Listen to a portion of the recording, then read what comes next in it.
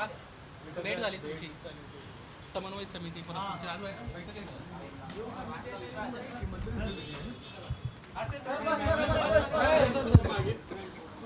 माझ्या ऑफिसात आज रायगडच्या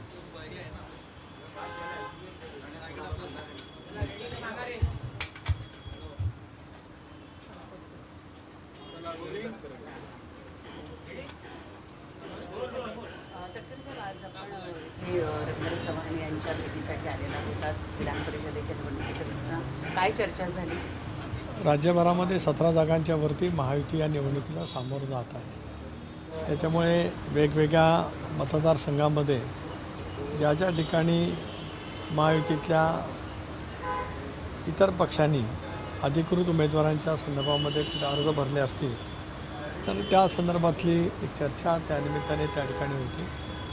स्वाभाविकपणाने कोकण मतदारसंघामध्ये सुद्धा राष्ट्रवादी काँग्रेस पक्षाला ही जागा मिळत असतानाच जसं मी काल देवेंद्रजींचा उल्लेख केला मुख्यमंत्री म्हणून, शिंदेसाहेबांचा केला, तसं चव्हाण साहेबांचे सुद्धा प्रदेश भारतीय जनता पक्षाचे अध्यक्ष म्हणून त्यांचंही त्याच्यामध्ये सहकार्य लाभलेलं होतं. आज ही चर्चा, आजची भेट ही सदिच्छा भेट होतीच, पण त्याचबरोबर ती आता ह्या सगळ्या जागांच्या वरती एकमताने ही निवडणूकला सामोरं जात असतानाच त्याच्यातलं सामंजस्य कसं करता येईल या दृष्टिकोनातून आम्ही त्या ठिकाणी चर्चा केली. सर, मुख्य 3 जागांवरती आपल्याला राष्ट्रवादी विरुद्ध महायुतीतला घटक पक्ष अशी लढत दिसते. पुणे, रायगड आणि नांदेड या ठिकाणी ज्या महायुतीचे उमेदवार आहेत त्या विरोधात बंडखोरी केल्याचं दिसतं. याबद्दल काय? नाही, मी म्हटल्याप्रमाणे बऱ्यापैकी ठिकाणी तशाच पद्धतीची स्थिती आहे. मला विश्वास आहे की ज्या वेळेला ती नेतृत्व या संदर्भामधला निर्णय करेल चुकीतलेलंच आहे.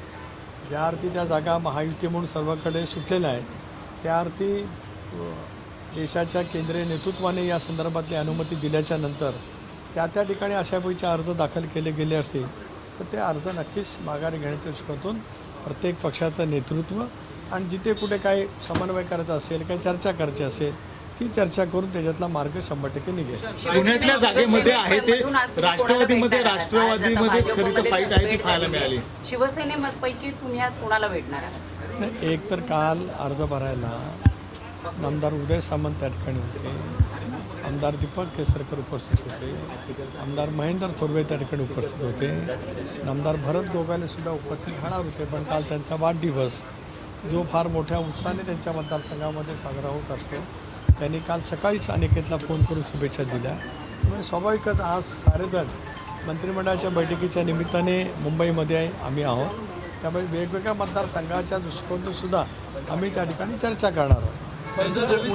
पुण्यामध्ये आहे ते राष्ट्रवादीमध्ये मुलगी अजूनही उमेदवारी अर्ज आहे त्यांच्याशी काही चर्चा झाली का किंवा शिंदे साहेबांशी काही चर्चा झाली? शिंदेसाहेबांची चर्चा अगोदर झालेली होती. काल त्या पद्धतीने उदय सामंत, दीपक केसरकर, मी मगाशी म्हटल्याप्रमाणे सर्व शिवसेनेचे नेते त्या ठिकाणी अर्ज भरायला होते.